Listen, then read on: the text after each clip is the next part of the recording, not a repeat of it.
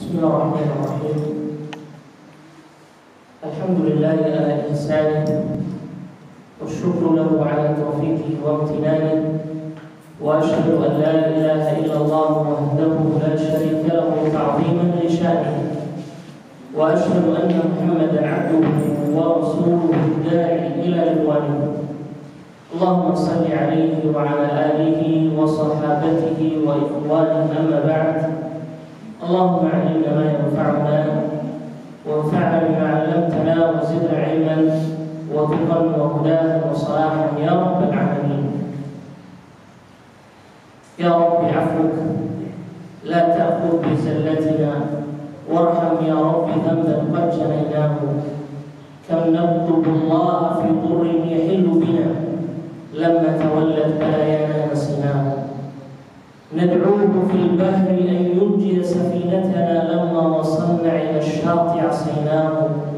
ونركب الجو في أمن وفي دعة وما سقطنا لأن الحافظ الله. معاشر المسلمين jamaah, bapak-bapak dan ibu-ibu yang dimuliakan oleh Allah Subhanahu wa taala, assalamualaikum warahmatullahi wabarakatuh. Segala puji hanya milik Allah Subhanahu wa taala. Kita memujinya, memohon ampun kepadanya atas segala dosa yang telah kita lakukan. Salawat beriring salam, tak lupa kita panjatkan kehadiran Nabi Muhammad sallallahu alaihi wa ala alihi wasallam yang telah mengajarkan kepada kita segala sesuatu dalam Islam ini.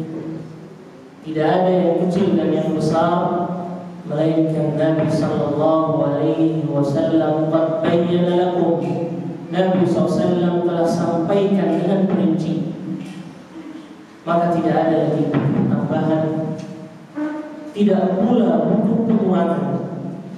Karena Allah Subhanahu wa taala berfirman, "Al-yawma akmaltu lakum dinakum wa atmamtu 'alaykum ni'mati wa raditu lakum al-Islam dinan."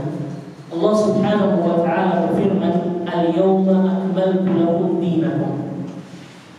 Kalimat akmala ini dalam bahasa Arab, jamaah sekalian kawan papan di sini saya tulis.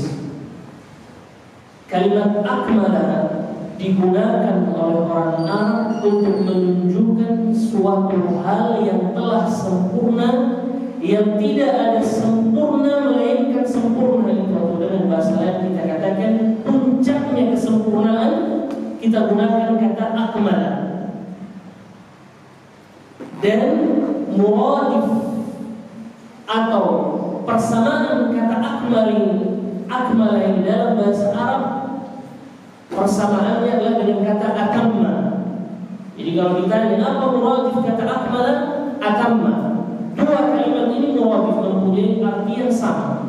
Akan tetapi apabila kita ingin pecahkan, kita ingin cari detailnya, maka masing-masing kata memiliki makna yang beda.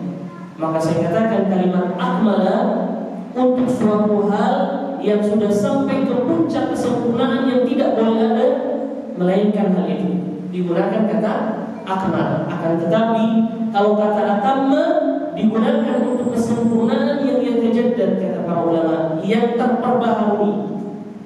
Allah katakan, "Al-yawma akmaltu lakum dinakum." Pada hari ini telah kusempurnakan bagi kalian agama kalian, din. Allah gunakan kalimat akmala pada kalimat din. Jadi untuk urusan agama sudah sempurna pada saat ayat terakhir ini turun. Berkenaan dengan kata din, Allah katakan akmala, akmaltu lakum dinakum. Telah aku sempurnakan bagi kalian agama kalian yang sudah sempurna sampai ke puncaknya. Tidak boleh ada lagi yang kurang. Perhatikan di antara rahmat Allah Subhanahu wa taala, lanjutkan dari ayat ini Allah katakan, "Wa atmamtu 'alaikum ni'mati," dan aku sempurnakan bagi kalian nikmatku. Jadi kalau nikmat yatajaddad, terus terperbaharui. Subhanallah. Jadi untuk agama sempurna setelah setelah ayat ini turun, sempurna yang sudah sampai ke puncaknya, tidak boleh ada tambahan. Itu kalau dalam permasalahan agama, Allah menggunakan kata akmala. Jadi tidak boleh kita membuat-buat hal yang baru, sempurna kalau ayat ini terakhir turun. Ada nikmat Allah terus terperbaharui. Hari ini mobil yang paling bagus apa? Ada Lamborghini, ada apa? Nanti tunggu setahun 2 tahun akan ada lagi yang lebih hebat dari itu. Begitu pun handphone.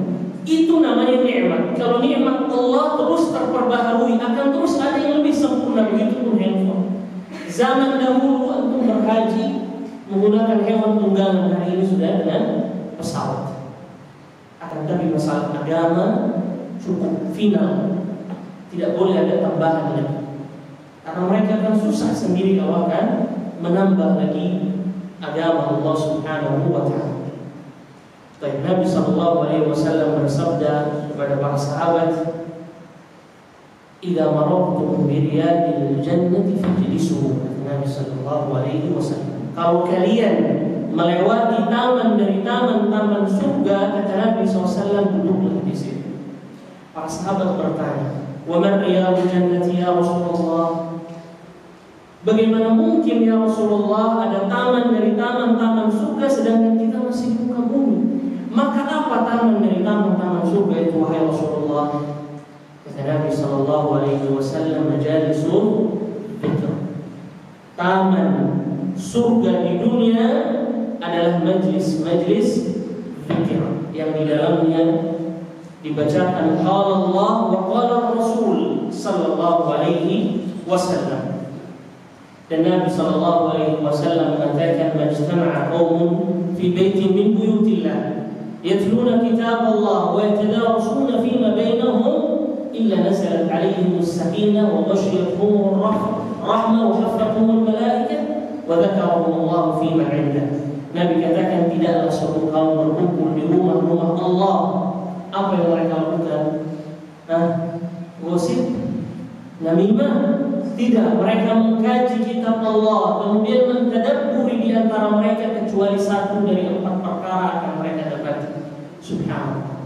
Nabi SAW mengatakan, nazalat alaihimus sakinah, turun kepada mereka ketenangan. Dan demi Allah kita saksikan, tatkala kita hadir di majelis ilmu, akan timbul ketenangan di dalam hati. Jadi ketenangan yang hakiki bukanlah di pasar, di mal-mal, tempat perbelanjaan, tempat piknik. Jadi ketenangan yang hakiki yang Allah Subhanahu wa ta'ala turunkan adalah ketenangan yang Allah peruntukkan bagi mereka yang hadir di majlis ilmu.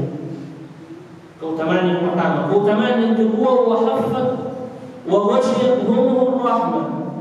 Allah naungi, limpahkan kepada mereka rahmat Allah. Rahmat Allah bisa berupa hujan, bisa berupa diberikan kita rezeki, bisa berupa disolehkan anak kita atau disolehahkan istri kita. Itu rahmat Allah. Yang di mana rahmat Allah yang diturunkan? Di majlis al-dzikr. Kemudian wa ghasyiyatuhum wa haffathum al-malaikah. Malaikat Allah turun menaungi mereka. Jadi malaikat dengan sayap-sayapnya turun menaungi mereka. Malaikat Jibril diriwayatkan oleh Nabi pernah turun ke langit dunia, satu saja sayapnya menutup ufuk. Satu sayap malaikat. Maka percaya tidak percaya, lihat tidak lihat, hari ini ada malaikat yang hadir menaungi kita dengan sayap-sayap kebesaran mereka. Makanya di antara adab tatkala menghadiri majelis ilmu adalah tidaklah seseorang itu bercanda, tertawa berlebihan, atau mereka malah ngobrol sendiri. Karena ada ancamannya dari hadis Nabi Muhammad SAW. Kemudian faedah atau keutamaan yang terakhir adalah Allah Subhanahu wa ta'ala akan menyebutkan nama antum di hadapan malaikat Allah atau makhluk-makhluk Allah yang berada di sisinya. Disebutkan fulan Abdullah hadir majelis ilmu. Subhanallah, kalau nama antum disebutkan Pak Jokowi misalkan, seumur hidup antum gak lupa. Pagi-pagi antum buka televisi, dapat pujian antum. Bangga kan coba? Bangga. Kalau ini yang sebut siapa? Rabbul Bashar, Rabb pencipta seluruh manusia, yang menyebutkan nama antum di hadapan para makhluknya, meskipun dia tidak terkenal di muka bumi, tapi namanya menggelegar di atas arsy Allah karena sering disebutkan karena menghadiri majelis ilmu. Tidak peduli namanya tidak diketahui di dunia, celaka dunia, akan tetapi namanya menggelegar di penduduk arsy di hadapan Allah. Makhluk-makhluknya mengenal fulan karena sering hadir di majelis ilmu. Namanya sering Allah sebutkan, jadi familiar di kalangan makhluk Allah penduduk langit. Akan tetapi di dunia orang-orang tidak mengenalinya. Kalau dia antri di salah satu antrian, orang tolak. Kalau dia ketuk pintu rumah Allah, orang musir dia. Orang tidak memberikan dia penghormatan yang lebih. Akan tetapi kata Nabi sallallahu alaihi wasallam, "Lau aqsama 'ala Allah, lau aqsama 'ala Allah la abarra," kata Nabi sallallahu alaihi wasallam. Akan tetapi orang seperti itu kata Nabi Muhammad, kalau mereka bersumpah atas nama Allah, Allah dijabah. Karena kemurnian hati mereka. Nabi SAW katakan hati mereka yang selembut kapas. Meskipun mereka sering tidak diperhatikan oleh manusia, ditendang mereka, akan tetapi nama mereka di hadapan Allah menggelegar. Karena sebab mereka mencintai ilmu dan majelis ilmu. Makanya di antara keistimewaan yang dimiliki oleh para penuntut ilmu jamaah sekalian adalah seluruh makhluk Allah Subhanahu wa taala meminta ampun kepada mereka. Sampai paus yang berada di kedalaman lautan beristighfar untuk mereka. Hatta al-hitanu fil bahr, mereka meminta ampun kepada Allah, kepada para penuntut ilmu. Makanya Nabi SAW mewasiatkan kepada kami untuk memberikan kabar gembira kepada antum semua. Nabi SAW mengatakan, "Ahlan wa sahlan bi talibi ilm." Selamat datang wahai para penuntut ilmu. Allahu Akbar. Tidak mudah jamaah sekalian menjadi atau mendapatkan predikat penuntut ilmu. Di zaman yang sekarang banyak kaum muslimin yang lari dari ilmu, akan tetapi Allah Subhanahu wa taala menyiapkan sebagian dari waktu kita untuk bisa hadir di majelis ilmu. Itu sebuah keutamaan yang sangat besar jamaah sekalian. Hari ini ada perbincangan yang kita tunda, ada pekerjaan yang kita tunda, ada berkumpulnya kita dengan keluarga yang kita tunda. Tapi ringan langkah kita jamaah sekalian untuk hadir menyampaikan ilmu kepada antum semua karena Allah. Nabi sallallahu alaihi wasallam bersabda, "Man yuridillahu bihi khairan yufaqihuhu fid din." Hadis inilah yang menguatkan kaki kami. Nabi SAW mengatakan, "Man yuridillahu bihi khairan." Barang siapa yang Allah inginkan kebaikan baginya, Allah buat dia paham terhadap agamanya. Allahu Akbar. Jadi ketertarikan hati, keinginan untuk hadir dan menerima ilmu adalah bentuk bahwasanya Allah Subhanahu wa taala lagi menginginkan kebaikan untuk kita. Maka tidak ada kata yang pantas untuk kita ucapkan melainkan kita bersyukur kepada Allah Subhanahu wa taala. Jamaah sekalian yang dirahmati oleh Allah Subhanahu wa taala, bulan Ramadan adalah sebuah bulan yang tidak akan melewati kita semua, melainkan hanya sekali dalam setahun. Tidak ada seorang pun yang dapat menjamin dirinya bisa bertemu kembali dengan bulan yang mulia ini. Saya kenal, ini sebagai contoh nyata, saya kenal seseorang yang telah mengatakan kepada saya, "Ustaz, saya telah bekerja 11 bulan. Saya ingin menyedekahkan setengah dari harta saya di jalan Allah Subhanahu wa taala di bulan Ramadan." Karena dia mengerti keistimewaan bulan Ramadan. Dan dia telah mempelajari 2 bulan mengenai pembahasan-pembahasan fikih siam, fikih Ramadan atau fikih puasa. agar dia masuk di bulan Ramadan dalam kondisi syarat akan ibadah. Akan tetapi sebulan yang lalu, tepatnya tanggal 16 Maret, selesai pembahasan mengenai fiqh siyam. Qadarullah wa man syaa fa'al. Ternyata takdirnya berkata lain. Dia meninggal dunia. Allah Subhanahu wa taala berfirman, "Fa idza jaa ajaluhum la yastakhiruna sa'atan wa la yastaqdimun." Kalau sudah datang ajal kalian, maka tidak ada satupun yang dapat memajukannya atau memundurkannya. Maka tidak sampai dia dengan Ramadan. Walaupun niat baik dia ingin berjumpa dengan Ramadan, akan tetapi qadar Allah telah kami kuburkan. Jamaah sekalian yang dirahmati oleh Allah Subhanahu wa taala, kita telah mendapati Ramadan dan telah melalui beberapa hari di bulan Ramadan. Maka hendaklah seorang muslim berusaha semaksimal mungkin untuk memperkuat puasanya, memperkuat ibadahnya, memperkuat bacaan Al-Qur'annya, sehingga dia bisa keluar dari Ramadan ini dan mendapatkan predikat takwa dari Allah, mendapatkan medali takwa dari Allah Subhanahu wa taala. Bukankah Allah Subhanahu wa taala berfirman dalam ayat yang sering antum dengar, "Ya ayyuhalladzina amanu kutiba 'alaikumus shiyam kama kutiba 'alal ladzina min qablikum la'allakum tafhamun, ta'qilun, tuflihun." Allah katakan tattaqun, la'allakum tattaqun. Jadi mudah-mudahan dengan Ramadan keluar jadi pribadi yang bertakwa. Jadi tujuan utama adanya Ramadan agar seseorang tersebut menjadi pribadi yang bertakwa. Celaka seseorang, kata Nabi SAW, celaka seseorang, celaka seseorang. 3 kali pengulangan. Di dalam uslub bahasa Arab, apabila suatu hal dilarang dengan 3 kali menunjukkan beratnya atau besarnya perkara tersebut. Kata Nabi SAW, celaka seseorang, celaka seseorang, celaka seseorang.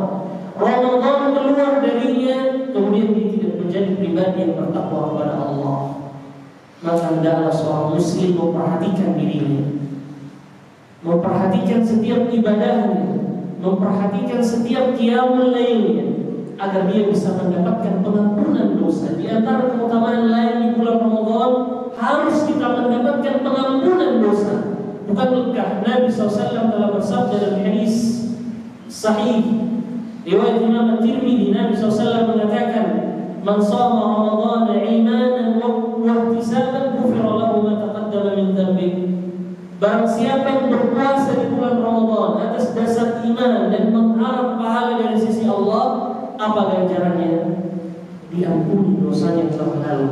Dalam riwayat atau redaksi yang lain, "Man qama Ramadan," barang siapa yang berdiri melakukan qiyamul lail atas dasar iman dan mengharap balasan pahala dari Allah, akan diampuni dosanya yang telah lalu.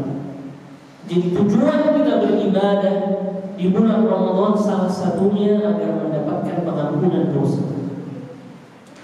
Jamaah sekalian yang dirahmati oleh Allah Subhanahu wa taala, di dalam beberapa ayat dalam Al-Qur'an, Allah Subhanahu wa taala menyatakan bahwasannya ibadah itu adalah perlombaan.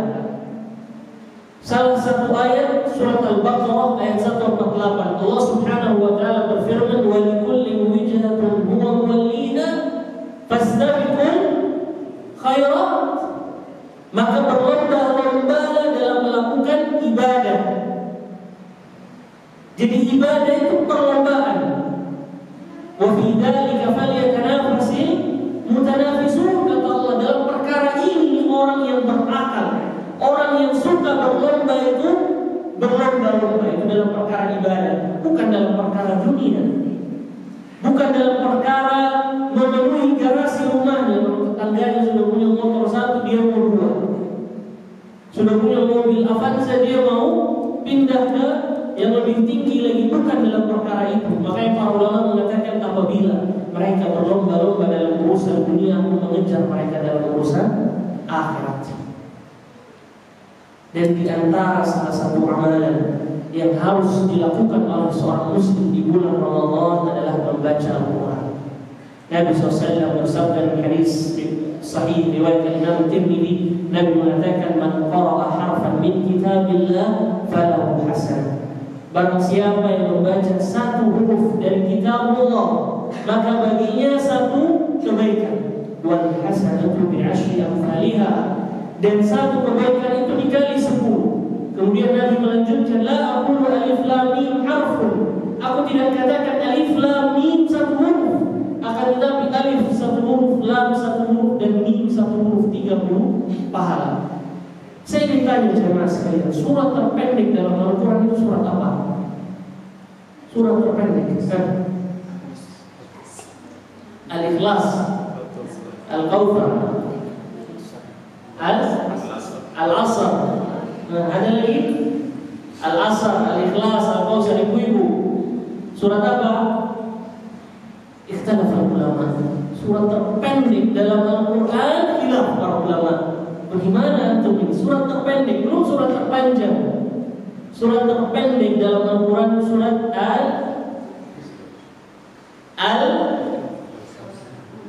Al-Kautsar. Berapa waktu yang antum butuh ketika membaca surat Al-Kautsar? Berapa waktu? Sejam? 1 menit? Berapa? 12 detik. Inna a'tainaka al-kautsar fasalli li rabbika wanhar inna syani'aka huwal abtar. 12 menit antum berdiri dari tempat duduk ke tempat parkir. 12 detik. Berapa pahala yang antum akan dapat? 470 pahala. Subhanallah. Plus dibaca di bulan Ramadan yang dilipat gandakan. Allahu Akbar.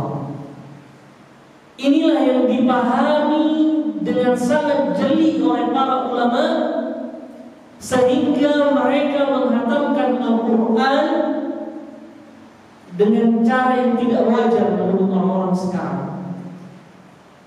Al-Imam Al-Qatadah. Pernah dengar antum Al-Imam Al-Qatadah? Pernah dengar antum?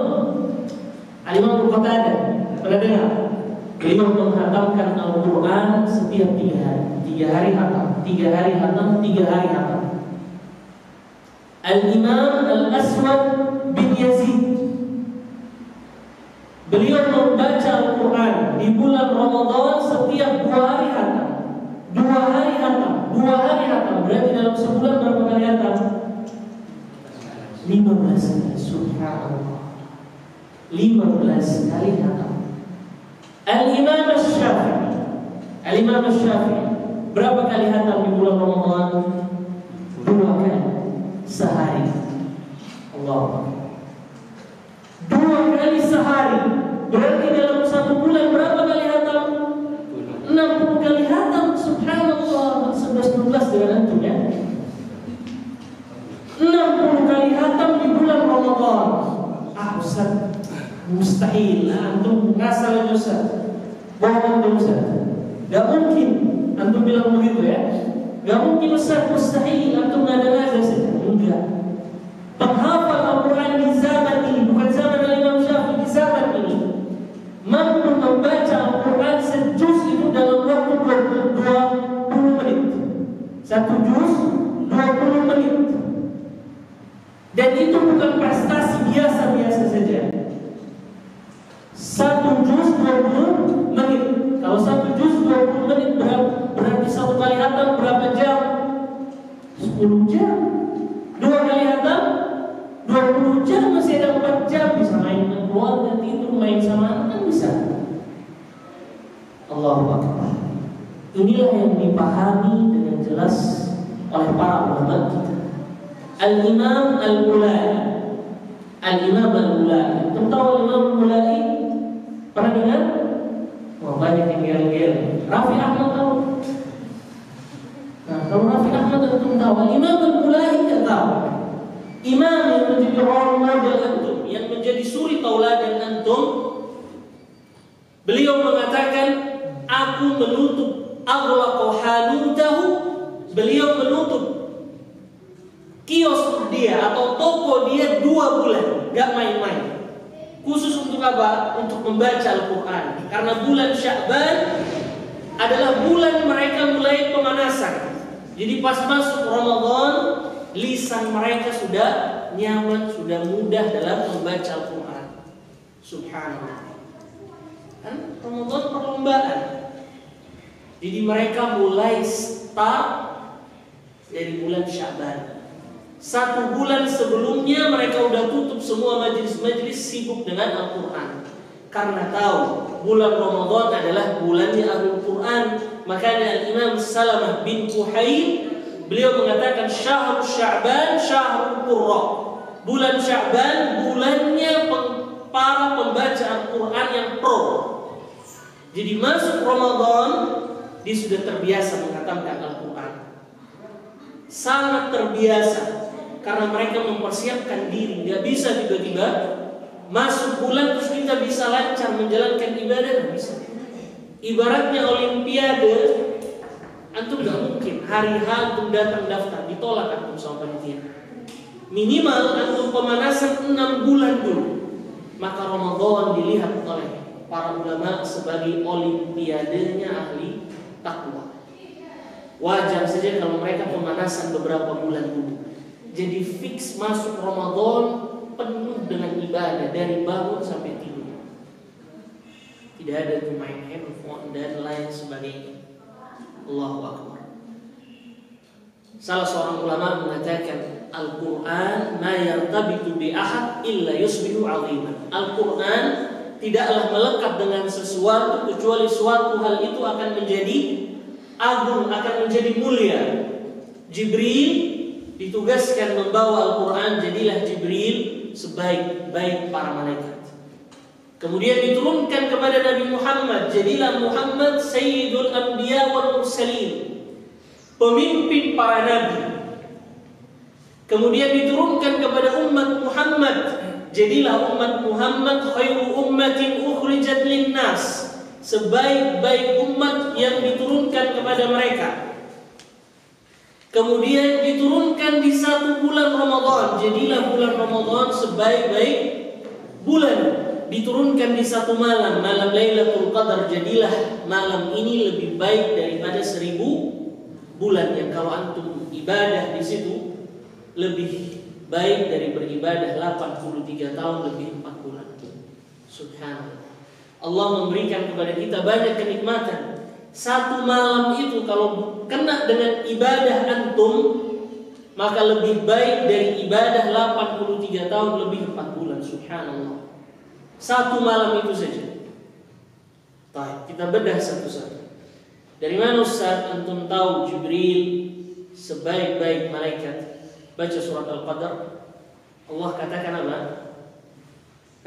Inna anzalnahu fi lailatul qadar. Wa ma adraka ma lailatul qadar. Lailatul qadri khairum min alf syahr. Tanazzalul malaikatu war-ruh. Dikatakan tanazzalul malaikah war-ruh. Malaikat-malaikat itu turun, tanazzalul malaikah artinya malaikat-malaikat itu turun dan ruh. Ruh di sini siapa? Jibril alaihi salam. Ruh dalam surat Al-Qadar itu dikatakan oleh para ulama tafsir Jibril maksudnya. Makanya orang muslim mereka katakan ruh atas nama Bapa, Putra dan Roh Kudus. Roh Kudus itu mereka anggap juga Tuhan. Tidak, kalau kaum muslimin menganggap dia adalah Jibril yang ditugaskan menyampaikan wahyu. Maka dikatakan dalam ayat ini tanazzalul malaikatu war-ruh. Malaikat-malaikat itu turun dan ruh, dan Jibril turun. Jibril termasuk bagian dari malaikat tidak? Termasuk. Di dalam ilmu balaghah ada namanya al-itnab. Salah satu bab namanya itnab. Di dalam bab itnab ini ada salah satu sub pembahasan namanya dzikrul khas ba'dal am. Paling baik sudah kalau antum siapkan. Kali kemudian di sini papan supaya mengerti. Dikatakan dalam ayat ini dzikrul khas ba'dal am, penyebutan suatu yang khusus setelah yang umum litanbih ala fadilatil khas. Tujuannya untuk menunjukkan keutamaan suatu yang khusus. Jadi kalau ada penyebutan yang umum, yang khusus setelah yang umum menunjukkan keistimewaan yang khusus. Contoh, Kita ambil contoh supaya antum paham. Nah, ini apa nama masjidnya? Masjid Ar-Rahman. Masjid Ar-Rahman. Baik, antum siapa namanya? Widodo. Hah? Pak Widodo. Pak Widodo salah satu jamaah Masjid Ar-Rahman, benar tidak? Benar ya? Beliau salah satu jamaah masjid di sini. Tapi saya katakan jamaah Masjid Ar-Rahman telah datang dan Pak Widodo datang. Pak Widodo termasuk tidak dalam jamaah masjid? Termasuk. Akan tapi saya keluarkan penyebutan nama beliau secara khusus ingin menunjukkan keistimewaan orang ini. Jadi dalam Al-Quran ini namanya dzikrul khas ba'dal am, menyebutan sesuatu yang khusus setelah yang umum, menunjukkan yang khusus ini punya nilai lebih, punya keutamaan. Maka Jibril diutamakan daripada malaikat-malaikat yang lain. Diturunkan kepada Nabi, diturunkan kepada umat Nabi Muhammad, diturunkan di satu bulan Ramadan, diturunkan di satu malam, jadilah mulia. Allahu Akbar. Jadi bulan Ramadan ini adalah bulannya para pembaca Al-Quran yang pro. Kalau antum ingin memuliakan bulan ini, maka salah satu caranya adalah dengan membaca Al-Quran setiap nafas antum keluar. Maksimal setiap selesai sholat itu antum usahakan. Maksimalnya setiap antum kemana-mana antum baca. Tapi minimal seorang muslim harus membaca Al-Quran ini 1 juz setiap hari. Itu udah harga mati, nggak boleh ditawar-tawar. Udah fix. Nggak boleh antum tawar-tawar. Itu sudah paling rendah. Nggak boleh kurang dari sejuz dalam 1 hari. Perhatikan hadis dan riwayat Ahmad yang beliau riwayatkan dalam kitab Musnadnya. Nabi SAW mengatakan, man qara'a mi'ata ayatin fi lailah kutiba lahu qiyamul lailah. Barang siapa yang membaca 100 ayat di setiap malam bulan Ramadan akan dicatat baginya salat semalam suntuk. Allahu Akbar. Membaca 100 ayat setiap malam bulan Ramadan akan dicatat baginya qiyamul lail semalam suntuk. Makanya para ulama mengatakan barang siapa yang rajin setiap malam 100 ayat bisa dipastikan dapat Lailatul Qadar. Karena dia seperti sholat malam semalam suntuk. Hadis sahih riwayat Imam Ahmad. Ada di kitab Musnadnya. Man qara'a mi'ata ayatin fi lailah kutiba lahu qiyamul lail. Dan boleh antum salat tarawih itu dengan membaca Al-Quran. Boleh Ustaz. Jadi antum salat pasang Al-Quran di depan antum. Jadi antum supaya bisa mencapai 100 ayat atau sejuz. Jadi kalau kurang di masjid, antum pulang qiyamul lail sendiri antum baca. Dan itu boleh hukumnya. Hadisnya apa Ustaz? Hadis Aisyah dalam Sahih Bukhari. Aisyah pernah memerintahkan budaknya untuk mengimami mereka dengan cara membaca. Dalam Sahih Bukhari. Jadi boleh untuk membaca karena dia hitungannya salat sunnah, bukan salat wajib. Jadi boleh antum sambil membaca karena antum bisa mendapat pahala qiyamul lail semalam suntuk, terutama di 10 malam terakhir. Maka demi Allah jamaah sekalian, kalau Allah Subhanahu wa taala mentakdirkan Al-Quran ini turun di hati kita, maka bisa dijamin untuk menjadi manusia yang baik. Karena Al-Quran tidaklah melekat dengan sesuatu, melainkan suatu hal itu akan menjadi istimewa mulia.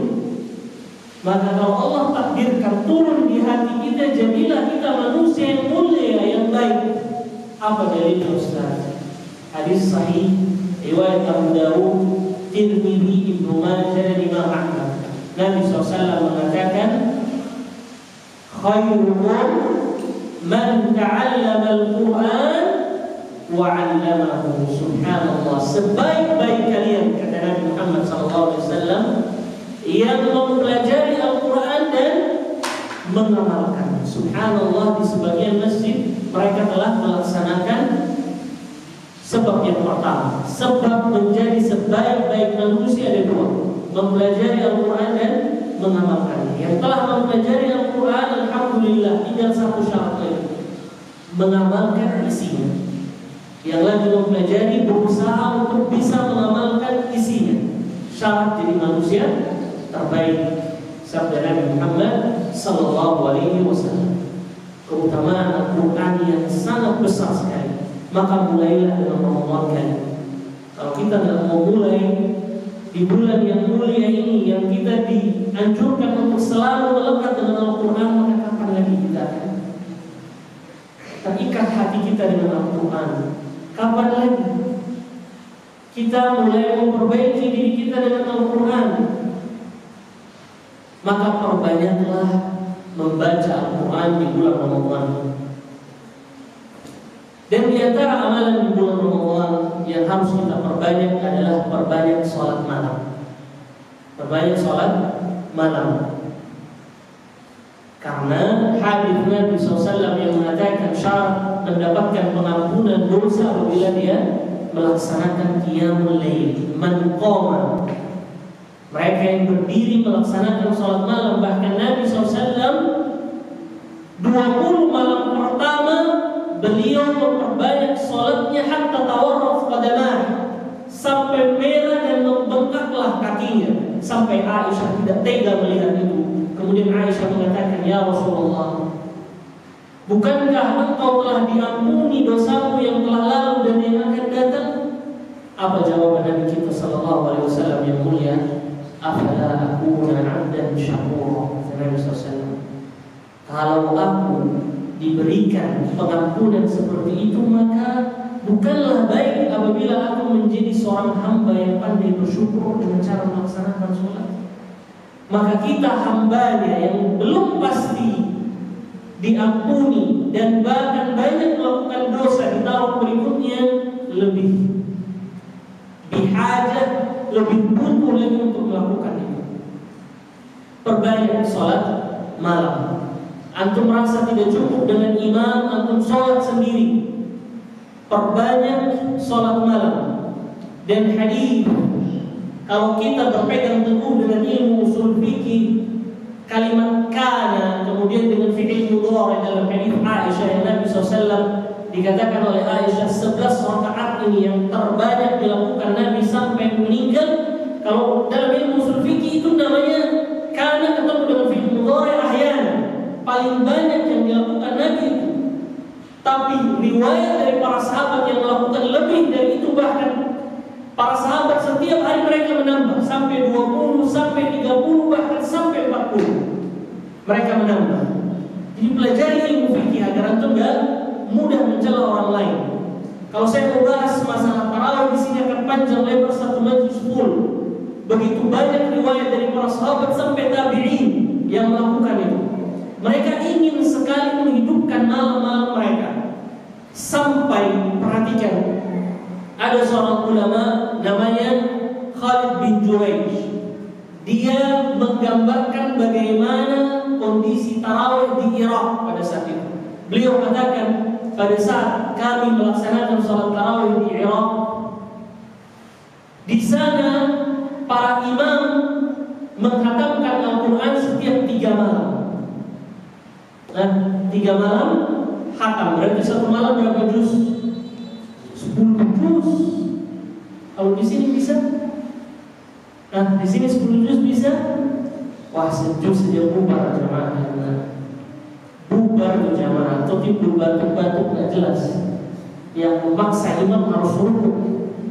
Kalau nggak ruku, kompak satu masjid, bubar. Begitu imam salam kanan dan ke kiri, hilang nih jamaah mana nih? Tapi dipaksa jamaah sekalian. Saya di Depok sana, kita udah laksanakan bertahun-tahun. 1 juz anak-anak kecil tuh ikut setiap malam Jumat. Kita mulai minggu sekali. Saya kepengen di sini ada malam Jumat itu antum fokuskan 1 juz, khusus 1 malam itu saja, supaya antum coba gimana. Ya, 1 juz antum baca. Nikmat jamaah sekalian. Maka antum dengarkan kisah. Dia katakan 3 malam khatam, 3 malam khatam, 30 juz. Qadarullah sampai malam 15 imam yang mengimami mereka setiap 3 malam 1 juz, uzur sakit digantikan oleh imam yang berikutnya. Akan tetapi imam yang berikutnya ini beliau menghatamkan setiap 4 malam. 4 malam hatam, 4 malam hatam. Berarti satu malam berapa juz? 7,5 juz. Antum tahu setelah dia imam kemudian berubah panjangnya malam itu menjadi 4 malam sekali hatam, apa kata para jamaah? Nah, kalau antum, alhamdulillah. Nah, ya, kalau kita dari 3 malam tiba-tiba jadi 4 malam, apa kata antum? Alhamdulillah, ya Allah, mudah-mudahan ini sakit lagi biar grafiknya turun menjadi 5 malam, begitu kan? Antum lihat jamaah itu tiba-tiba ramai, berisik, marah-marah, teriak. Kemudian dihampiri oleh salah satu jamaah, dikatakan anta mimman tukhaffifu alaina. Setelah salam ini berteriak salah satu jamaah, anta mimman tukhaffifu alaina, kata dia, kamu yang bikin lemah kita nanti. Kita nggak mau tahu besok malam kembali 3 malam kita nggak mau tahu, balik lagi kepada asal. Antum ini yang membuat kita lemah nanti. Itu gambaran di zaman para ulama. Kita lihat gambaran di zaman Umar, Khalifah Umar pertama kali dikumpulkan jamaah itu sholat tarawih di zaman Umar. Kemudian sholat tarawih itu dilaksanakan persis setelah sholat isya. Di sini ada satu poin yang saya ingin sampaikan, jangan melupakan sholat rawatib. Ya, antum jangan lupakan sholat rawatib di setiap selesai atau pembuka sholat wajib. Hatta di bulan Ramadan jangan antum lupakan. Itu salah satu amalan yang dianjurkan oleh para ulama. Antum tidak meninggalkan rawatib. Sebagian ikhwan kita lihat begitu selesai sholat isya mereka sibuk membaca Al-Quran. Kita tahu Al-Quran mempunyai keutamaan, tapi itu jadwal sholat rawatib. Jangan sibuk beli kopi dan lain sebagainya. Fokus tetap di masjid, laksanakan sholat rawatib, kemudian bersiap untuk melaksanakan sholat tarawih. Di zaman Umar itu para sahabat tatkala ingin mengikuti sholat qiyamul lail mereka membawa tongkat. Kenapa? Karena takut ambil di pertengahan. Kalau nggak bawa tongkat, kalau ada yang sampai lupa tongkat itu ambil. Saking panjangnya tarawih di zaman Umar. Antum tahu mulainya setelah salat isya dan baru selesai salat tarawih itu tatkala azan subuh berkumandang. Jadi para imam salam, assalamualaikum warahmatullahi, assalamualaikum warahmatullahi, jamaah bubar. Enggak ada yang ngobrol-ngobrol lagi ya. Kayak antum di sini pesan roti bakar, minum kopi. Bubar. Kenapa? Takut azan subuh berkumandang. Cepat-cepat ke rumah makan. Itu yang namanya qiyamul lail, salat malam. Kalau kita ini setengah malam juga kan, 1 jam tok antum salat. Kemarin saya keluar dari sini, saya berpikir sampai di sana dapat. Ternyata mereka sudah selesai 11 rakaat. Subhanallah. 1 kali saja dalam setahun. Fokuskan untuk ibadah antum ini benar-benar khusyuk. Pastikan antum menghadirkan hati di setiap ibadah antum. Setiap amalan yang antum lakukan di Ramadan, hati antum harus hadir. Makanya tatkala salah seorang murid Syekhul Islam Ibnu Taimiyah bertanya kepadanya, wahai imam, amalan apa yang paling mulia? Syekhul Islam bukanlah seorang nabi musyarri yang memberikan syariat, tidak. Beliau menjawab, kullul a'mal allati tajidu fiha qalbuk. Tajidu fi qalbuka. Setiap amalan yang hadir di situ hatimu. Jadi bukan hadir salat tapi kepala di mana-mana. Membaca Al-Quran tapi hatinya masih sibuk dengan dunia. Inilah yang membuat seseorang keluar dari Ramadan tidak menjadi orang yang bertakwa. Karena setiap amalan yang dilakukan tidak ada rasa kecintaan dan kehadiran hati di dalam ibadah itu. Tatkala dia sholat dikatakan Allahu Akbar, Allah Maha Besar, tapi di kepala dia permasalahan yang lebih besar. Dagang dia di kepalanya. Jadi bagaimana bisa khusyuk? Dikatakan Allahu Akbar, Allah Maha Besar, artinya semua ini sempit, kerdil. Seluruh permasalahan yang besar jadi kerdil.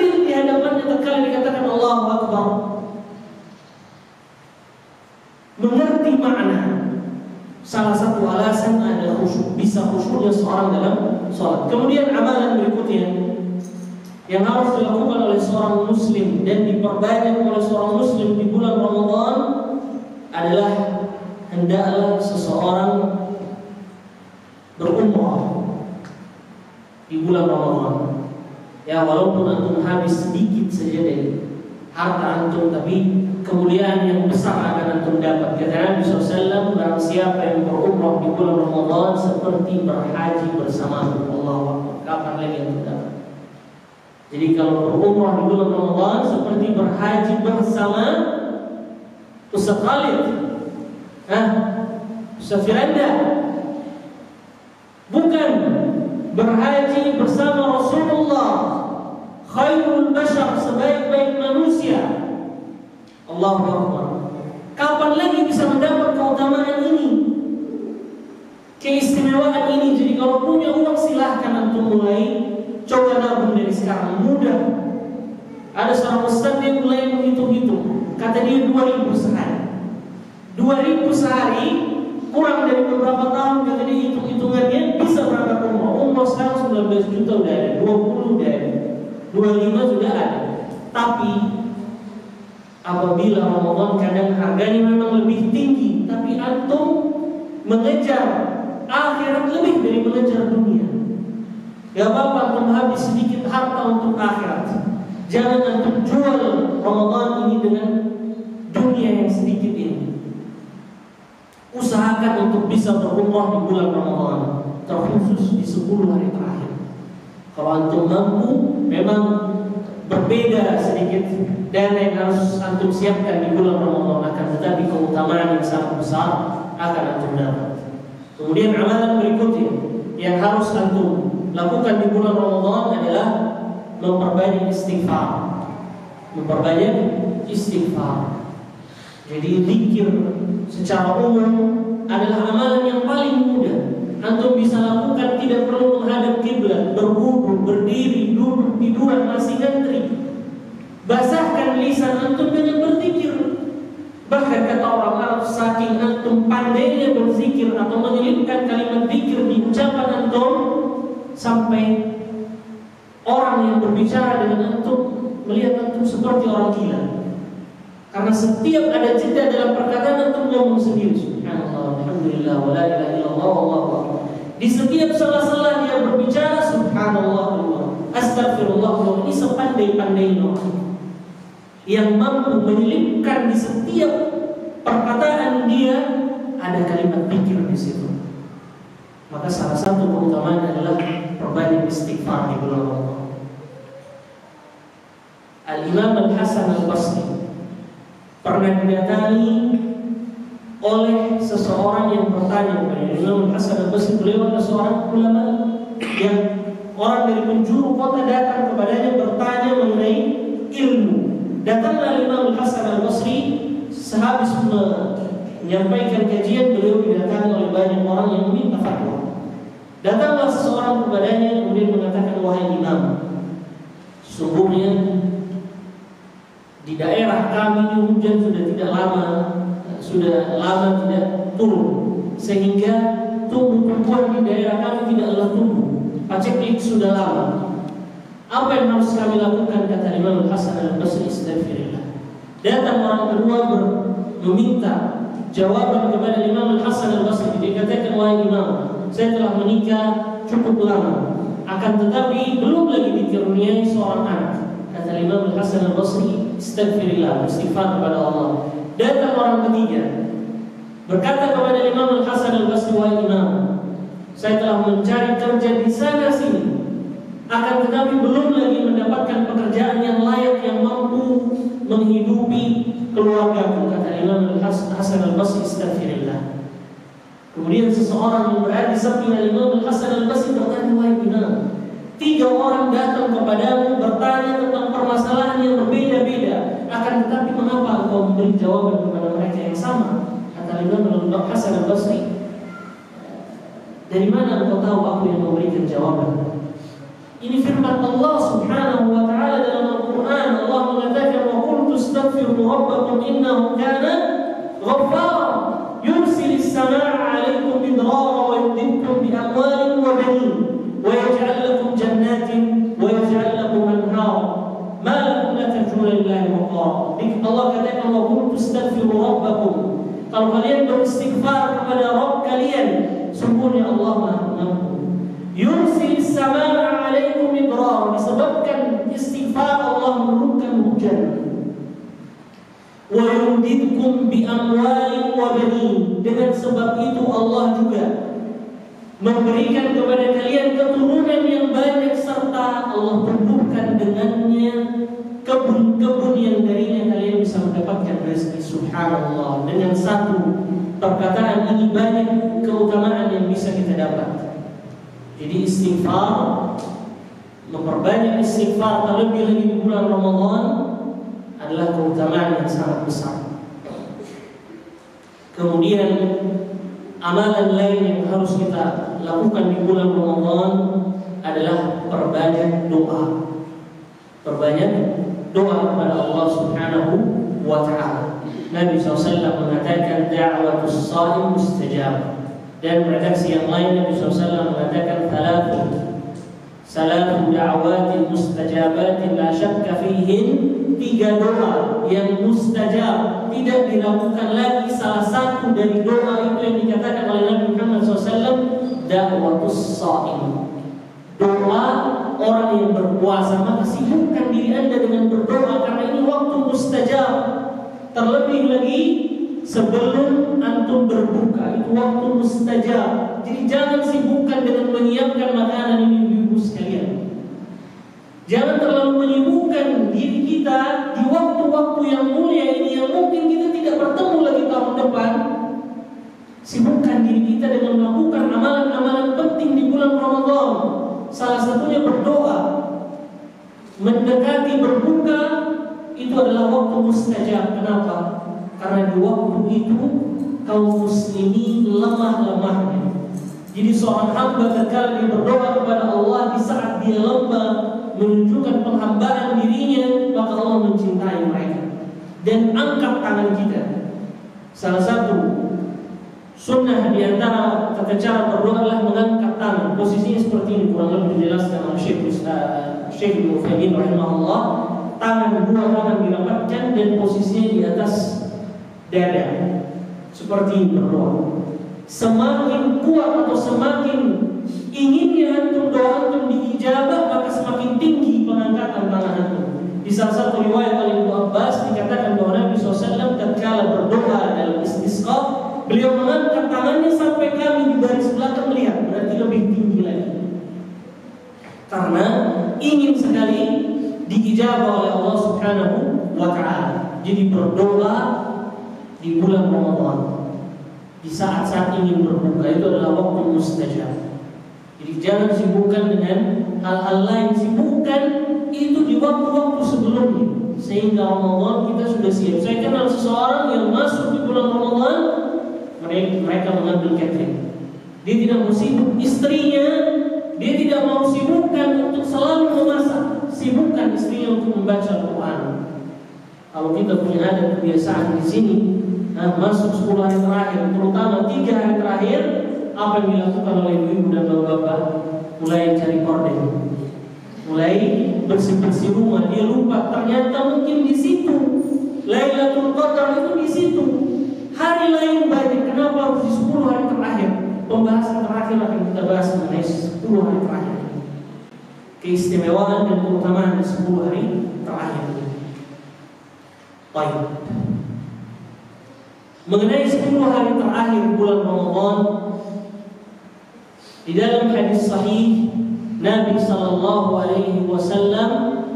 mengatakan kepada para sahabat untuk mulai memperhatikan ibadah mereka. 20 malam sebelumnya Nabi SAW sholat sampai memerah, kakinya bengkak. Maka di 10 malam terakhir ini adalah puncaknya. Finishnya Ramadan itu di 10 malam terakhir. Prime time-nya Ramadan di 10 malam terakhir. Olimpiadanya ahli bertakwa di 10 malam terakhir. Kemarin kami membahas syahid Fiqhus Siyam oleh Ibnu Rushd Al-Hafidh. Kemudian diletakkan bab i'tikaf di akhir. Kemudian dikatakan kenapa i'tikaf diletakkan di 10 malam terakhir, padahal seluruh ulama sepakat boleh i'tikaf selain di Ramadan, dan boleh i'tikaf itu tidak dalam kondisi berpuasa. Ini khilaf, tapi untuk i'tikaf di luar bulan Ramadan sepakat para ulama diperbolehkan. Bahkan dalam satu riwayat Nabi SAW pernah beriktikaf di 10 pertengahan Ramadan, di 10 malam pertengahan bulan Ramadan. Ini dalil yang membolehkan i'tikaf di mana saja. Akan tetapi i'tikaf yang dilakukan oleh Nabi SAW sampai beliau wafat, hadis Aisyah dikatakan kana Nabi sallallahu alaihi wasallam ya'takif 10 awakhir min Ramadan hatta qabadahu Allah. Adalah Nabi sallallahu alaihi wasallam paling sering i'tikaf sampai dia dicabut nyawanya pada 10 malam terakhir bulan Ramadan. Allahu Akbar. Kenapa i'tikaf diletakkan di 10 hari terakhir? Meskipun i'tikaf boleh sebenarnya dilakukan di malam-malam sebelumnya. Tapi antum sudah pernah mempelajari fiqhul i'tikaf? Pembahasan mengenai i'tikaf panjang lebar, mengenai masjid yang bagaimana yang dibolehkan i'tikaf, kemudian amalan apa saja yang membatalkan i'tikaf, apa saja yang membolehkan i'tikaf, beriktikaf masuk waktunya kapan dan keluarnya kapan. Saya bahas secara gamblang saja dan saya ambil yang rojihnya saja. I'tikaf pada saat dimulai i'tikaf Nabi SAW, hadis sahih, Nabi mulai i'tikaf setelah sholat subuh. Jadi itu waktunya. Selesai sholat subuh langsung beliau masuk. Gambaran i'tikaf itu seperti tenda-tenda. Jadi Nabi SAW pernah buat tenda untuk dirinya, bahkan istrinya pun ikut i'tikaf. Tidak ada i'tikaf di rumah. I'tikaf hanya sah di masjid. Bahkan masjid pun juga itu harus masjid jami'. Musalla khilaf para ulama, yang rajih yang kami ambil adalah masjid jami'. Meskipun antum mungkin dengar dari sebagian ustaz musalla boleh, akan tapi riwayat yang paling selamat adalah di masjid. Daripada takut tidak terima, mending ambil yang aman di masjid jami' yang didirikan di situ sholat Jumat. Kenapa? Alasannya agar antum gak keluar sholat Jumat ke masjid jauh yang akan menyebabkan batal i'tikaf. Makanya disyaratkan di masjid yang besar yang jami'. Antum tahu amalan-amalan yang membatalkan i'tikaf? Amalan soleh pun membatalkan i'tikaf. Ziarah orang sakit, silaturahmi, menguburkan mayat membatalkan. I'tikaf syaratnya hanya dilakukan di masjid, kemudian melakukan amalan-amalan yang berkenaan dengan masjid tok. Ya, dan antum dibolehkan keluar. Jadi kalau antum keluar masjid batal.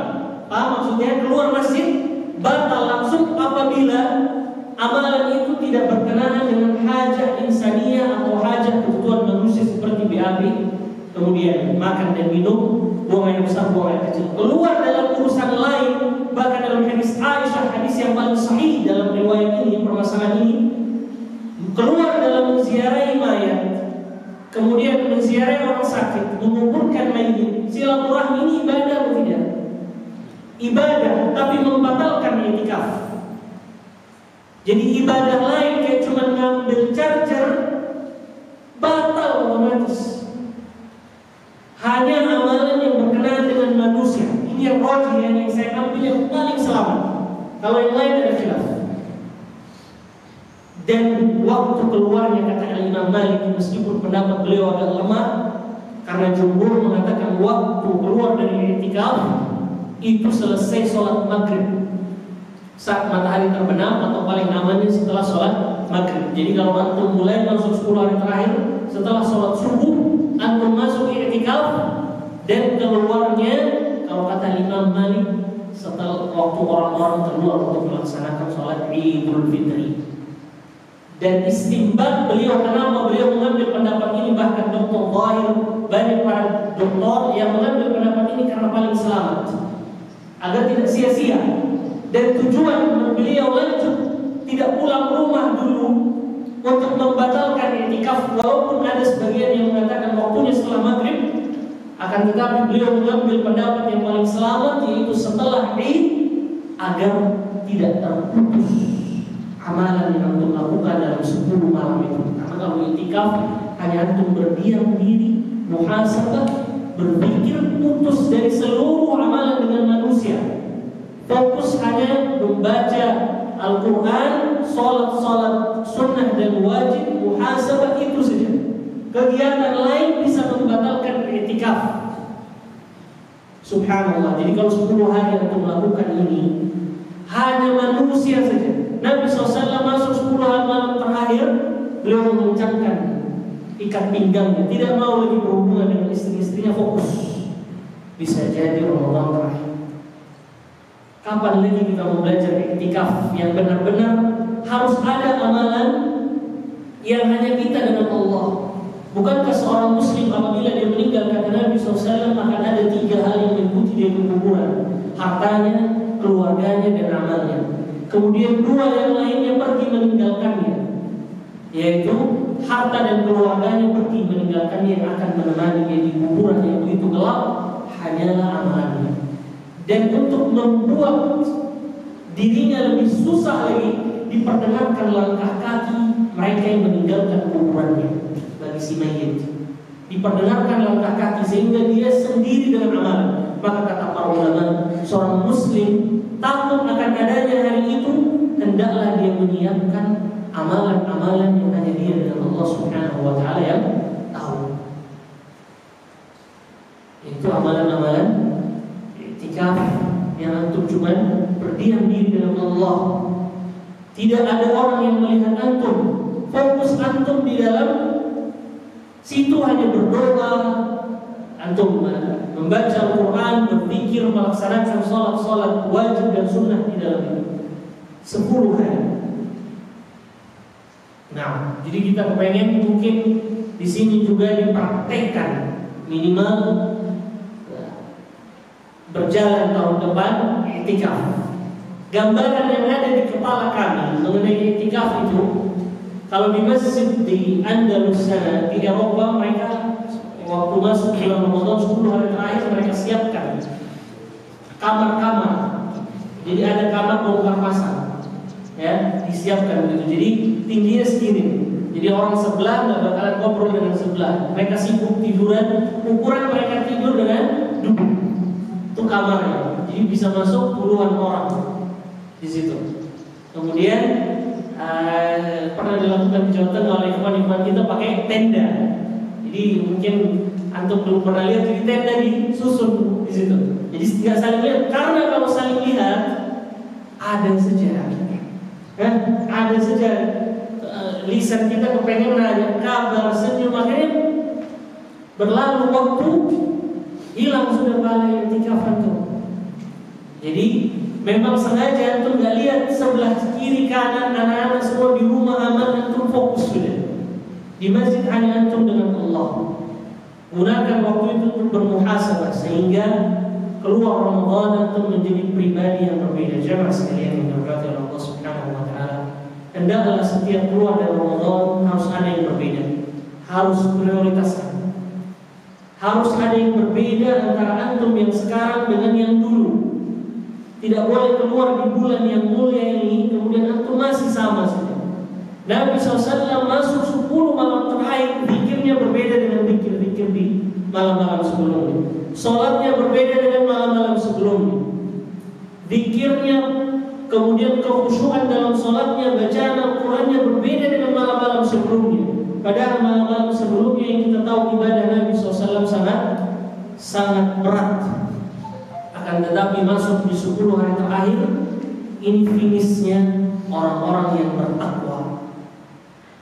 Jamaah sekalian yang dirahmati oleh Allah, kita analogikan seorang pelari maraton yang dia sudah melakukan pemanasan 6 bulan sebelumnya untuk mendapatkan medali. Tatkala dia berlari, latihan selama 4 tahun, 5 tahun untuk bisa berlari dalam beberapa detik. dalam hidup. Jadi dia latihan beberapa tahun untuk bisa memecahkan rekor berlari dalam beberapa detik. Tatkala mereka menjumpai telah melihat garis finish, maka seluruh tenaga mereka keluarkan. Maka 10 hari terakhir adalah garis finish bagi mereka tamu atau orang ahli calon-calon perebut medali takwa dari Allah Subhanahu wa taala. Mereka melihat garis finish di 10 malam terakhir. Jadi harus ada pembeda dari malam-malam sebelumnya. Kuda pacu apabila dia telah melihat garis finish, maka dia akan mulai memperkencangkan langkahnya. Dan janganlah kuda lebih pintar dari kita jamaah sekalian. Mudah-mudahan apa yang telah disampaikan dapat bermanfaat bagi kita semua, dan agar Allah Subhanahu wa taala mengharamkan wajah kita dari api neraka. Mudah-mudahan Allah Subhanahu wa taala mengampuni dan merahmati mereka yang tidak bisa berjumpa dengan Ramadan. Padahal Ramadan sebelumnya mereka berpuasa bersama kami, membaca Al-Quran bersama kami, melakukan i'tikaf bersama kami. Namun kini mereka telah tiada dan akan tiba giliran kita. Tidak bisa tidak, akan tiba giliran kita. Maka hendaklah seorang muslim mempersiapkan hari itu yang beliau akan diwafatkan di dalamnya. Mudah-mudahan Allah Subhanahu wa taala mewafatkan kita dalam keadaan husnul khatimah. Dan ya Allah, sembuhkanlah mereka yang sakit di antara kami. Jadikanlah hamba-hamba-Mu ini panjang umur disertai amalan yang banyak, bukan panjang umur disertai banyaknya dosa.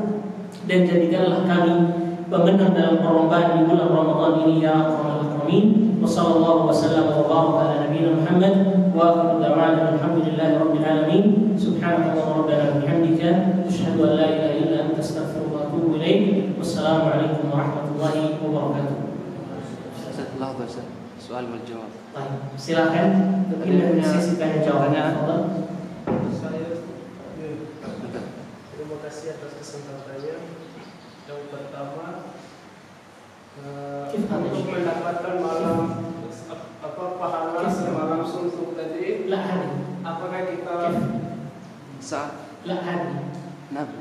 كيف أحسن كيف لا بس كيف Yang pertama Ustaz, apakah kita untuk mendapatkan pahala semalam suntuk, apakah kita harus mengaji di malam hari? Terus kalau kita mengaji di siang hari tidak bisa kita mengaji. Jawaban yang baik. Terus yang kedua masih ada 2 lagi. Tiga juga. Di ayat berapa surat apa ayat istighfarnya tadi Ustaz. Terus yang ketiga 3 doa tadi yang paling baik tadi yang ingin saya tahu. Apa? 3 doa yang terbaik tadi. 3 doa yang terbaik. Dan ini semua pertanyaan pertama, kedua dan ketiga Anda sampaikan untuk situ agar tidak hilang. Anda mau untuk catat di sana. Ya. Baik, pertanyaan pertama mengenai pahala semalam suntuk. Pahala sholat semalam suntuk. Ibu dan bapak sekalian, ada pertanyaan dari ikhwan kita. Ustaz, apakah mendapatkan pahala sholat semalam suntuk ini membaca Al-Quran yang disyaratkan di malam hari atau boleh di pagi hari juga? Baik, pahala semalam suntuk itu kita bisa dapatkan apabila kita membacanya di malam hari. Para redaksi hadisnya dikatakan man qara mi'ata ayatin fi lailah, barang siapa yang membaca 100 ayat di malam hari, kutiba lahu qiyamul lail, maka akan dicatat baginya sholat malam suntuk. Nah, jelas ya Syekh? Nah, yang 2 ketiga yang saya tercatat. Nah, pertanyaan kedua, Ibu-ibu, Abu Hurairah, ada yang bertanya? Silakan. Ya, Mama, silakan Mama.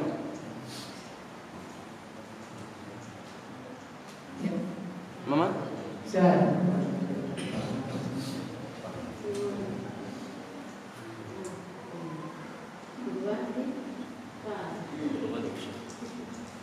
Silakan Mama. Silakan. Siapa? Ibu ada sekali. Ada. Lagi chat. Ya, silakan. Itu pertanyaan bukan pernyataan. Tidak ada di situ. Sudah juga. Baik, Ustaz.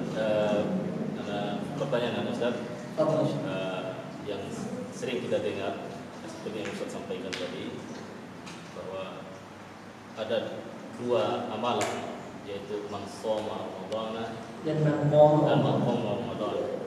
Apakah ini yang akan menghapus dosa kita ini? Apakah hanya khusus dua ini? Mungkin bisa diberikan penjelasan amalan-amalan yang lain, mungkin ada dalilnya mungkin tentang sedekahnya atau apa, yang juga bisa memberikan penghapusan dosa yang telah lalu. Baik. Yang ada hadisnya adalah dua amalan ini khusus yang mendapatkan pengampunan doa. Hadis sahih Nabi SAW mengatakan man shoma Ramadan, dan redaksi yang lain man qama Ramadan. Kenapa dua amalan ini? Sebelumnya, Ibu sekalian dan Bapak-Bapak sekalian, saya ingin tekankan di sini, berpuasa itu bukan hanya pengertian dalam ilmu fikih, bukan hanya saja menahan lapar dan haus serta hal-hal yang dapat membatalkan puasa dari terbit fajar hingga terbenam matahari, tidak. Akan tapi menahan diri dari melakukan hal-hal yang tidak bermanfaat juga itu harus dilakukan. Baik. Implementasi dari hadis 2 ini adalah sejalan dengan pengertian puasa itu. Jadi siang harinya seorang muslim sibuk berpuasa, sehingga tidak ada hal-hal yang tidak bermanfaat yang mereka lakukan. Seluruh amalan bermanfaat. Jelas? Kemudian karena malamnya mereka berbuka, disyariatkanlah qiyamul lail, agar 1 bulan full semuanya ibadah, agar tidak ada jeda dalam hidup sehingga mereka melakukan kemaksiatan. Jadi memang ini olimpiadenya, tempat kita diasah begitu. Kalau nggak keluar juga nggak jadi bertakwa, itu dipertanyakan. Siang kita disuruh baca Quran, tahan puasa, tahan marah, disuruh kita untuk menahan banyak hal. Malam hari dan diberi kita kesempatan, langsung qiyamul lail. Subhanallah. Jadi sebenarnya Allah ingin kita menjadikan bulan Ramadan ini ajang untuk kita melatih diri, seluruh hidup kita seluruhnya bermanfaat.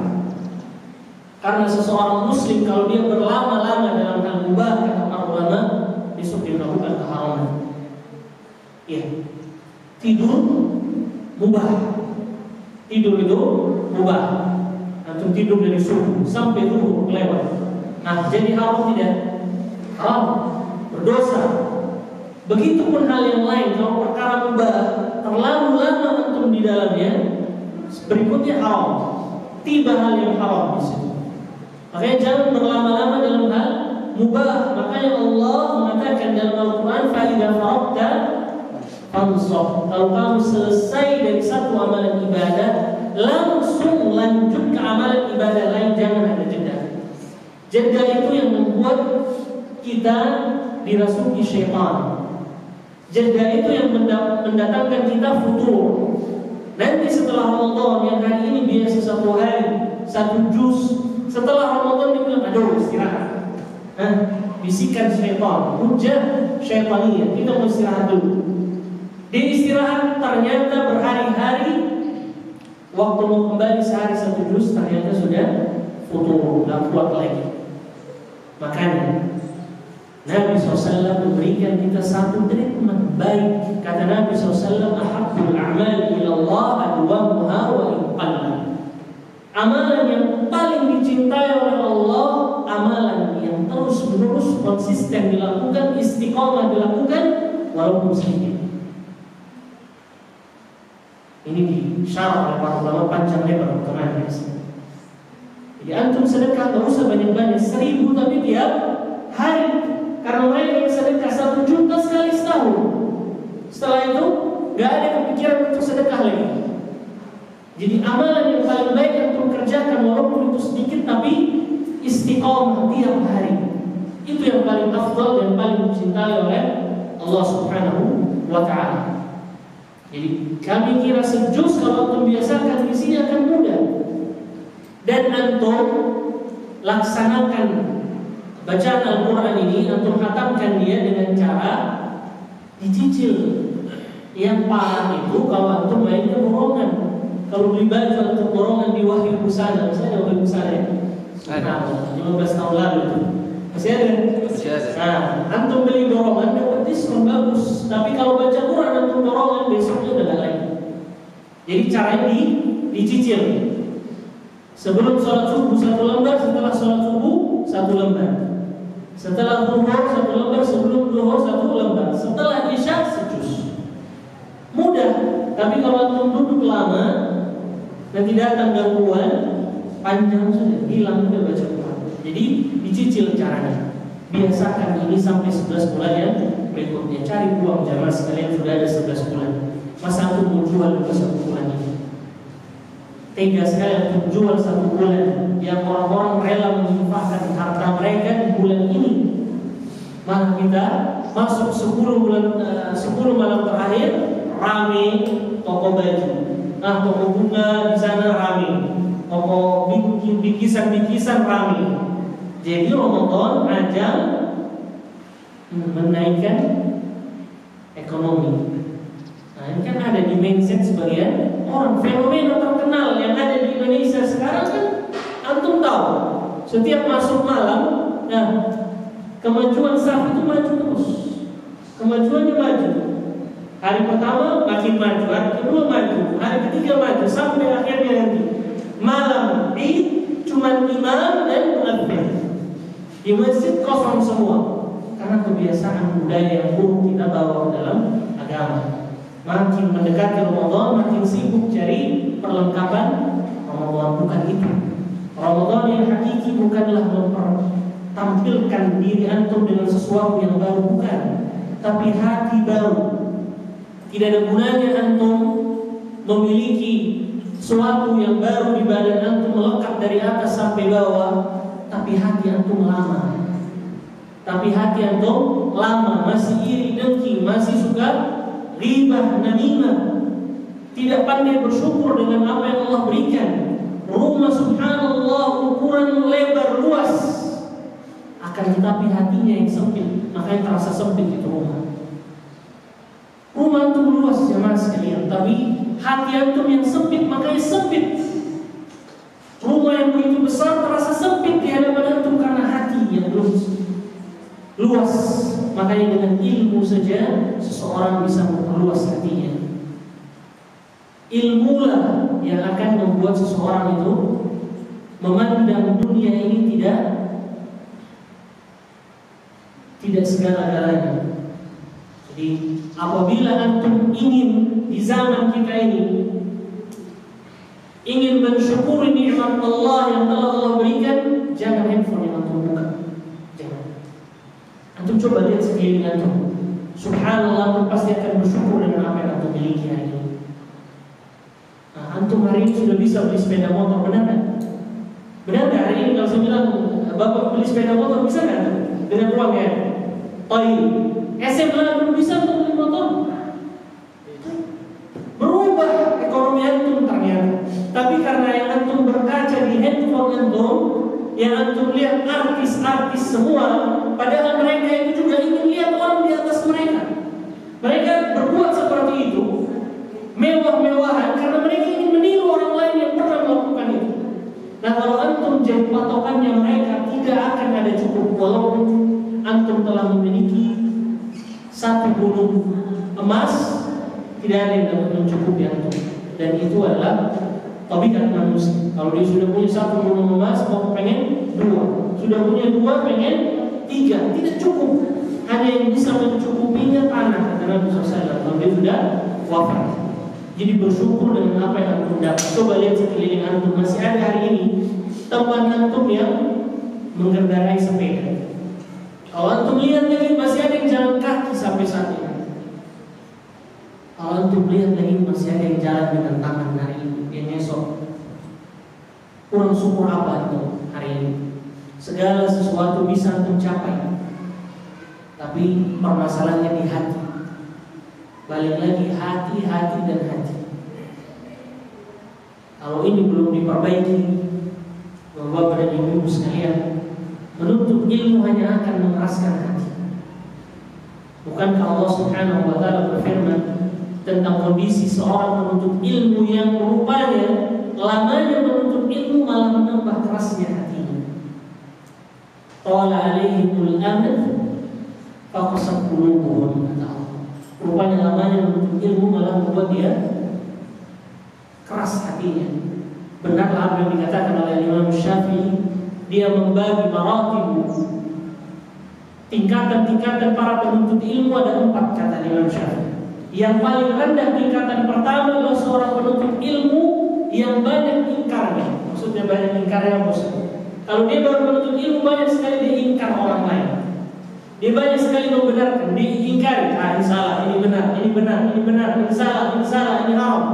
Sering dia begitu. Ini penuntut ilmu baru tingkatan pertama, lisannya sering sekali.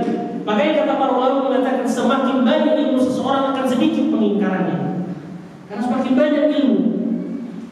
Kemudian kalau dia sudah naik tingkat yang kedua, dia akan semakin diam, tidak banyak ingkar, karena semakin banyak ilmu. Naik ke posisi yang ketiga, semakin diam lagi, semakin tawadhu. Seperti padi yang semakin berisi semakin menunduk karena dia mengerti ternyata agama ini luas ilmu fikihnya. Kemudian untuk tingkatan yang keempat, kata Imam Syafi'i, tidaklah ada seorang pun yang mampu mencapainya kecuali para anbiya dan para rasul. Jadi batas ketingkatan yang ketiga saja. Nah, semakin menuntut ilmu biasanya seseorang tersebut semakin tunduk. Tingkatan yang kedua dan yang ketiga, dia akan mulai merasa bodoh, kata Imam Syafi'i, karena sebelumnya dia tidak tahu akan agama ini. Setelah dia semakin mendalami, kata Imam Syafi'i, semakin aku menuntut ilmu, semakin aku tahu bahwasannya diriku bodoh sekali. Imam Syafi'i yang mengatakan, semakin banyak dia menuntut ilmu, semakin tahu yang baru dia ketahui bahwasanya saya adalah orang yang bodoh. Maka semakin diam dia, tahu akan kebodohan dirinya. Wallahu a'lam bishawab. Nah, pertanyaan lain? Saya kira udah waktu ya. Baik, kita akhiri. Subhanallah. Ada. Silakan. Masih ada nih. Segera Ibu. Ya. Misalnya kita puasa di Ramadan, tapi di pertengahan harinya kita haid. Nah itu kita harus ganti tidak, Ustaz? Harus ganti? Tidak. Tanya ini pondok ini, dia mau kerja ujiannya kayaknya. Nah, yang kalian pelajari misalnya apa? Haid itu mengqadha atau tidak? Nah, kita tidak diwajibkan mengqadha salat, tapi mengqadha Ramadan. Jelas ini? Baik, untuk ibu hamil dan menyusui, kalau tidak bisa, takut darurat membahayakan anaknya, apa yang harus dilakukan? Dia batalkan, kemudian dia ganti, plus ini yang rajih ya, yang diambil oleh sebagian besar para ulama adalah selain dia menggantinya di hari yang lain, dia wajib membayar fidyah. Nah, fidyahnya apa? Nah, bapak-bapak, Nasi bungkus. fidyahnya apa? Nasi bungkus. Untuk mereka yang berbatal di bulan Ramadan dengan sengaja atau melakukan hubungan suami istri di siang hari di bulan Ramadan dengan sengaja, maka mereka harus berurutan, tidak boleh pilih. Yang pertama, 1 dari 3 kafarah. Jangan langsung pilih fidyah, salah ibu sekalian. Yang pertama adalah membebaskan budak. Tidak mampu, dia apa? Berpuasa 2 bulan berturut-turut. Ya, karena keras ancaman bagi mereka yang melakukan hubungan suami istri dengan sengaja. Kemudian yang ketiga, dia memberi makan 60 orang miskin berdasarkan makanan di negaranya. Ya, ukurannya yang selamat 2,7 atau 3 ambil yang selamat. Baik. Ada seorang mufti, dia memberikan fatwa kepada seorang raja. Jadi ada raja yang melakukan hubungan suami istri di bulan Ramadan, dikatakan khusus bagi Anda tidak boleh Anda memerdekakan budak. Anda harus berpuasa 2 bulan berturut-turut. Karena menurut mufti ini, kalau saya berikan Anda fatwa membebaskan budak Anda kaya, budak Anda banyak, nanti Anda gampang saja Anda bebaskan budak terus-terusan. Ini cara fatwa yang salah kata para ulama. Karena ayat jelas digunakan kalimat berurutan. Jadi ayat tentang kafarah itu berurutan, bukan memilih yang paling mudah. Jelas ini? Ya, kalau kita bahas sekarang mengenai itu panjang lebar jemaah sekalian. Jadi intinya ayat membayar kafarah dipilih dulu. Gak bisa yang pertama pindah kedua, gak bisa kedua yang ketiga, gak bisa pilih langsung yang paling mudah. Gak bisa. Jelas ini ya? Nah, baik. Pertanyaan berikutnya. Nah, dicatat saja.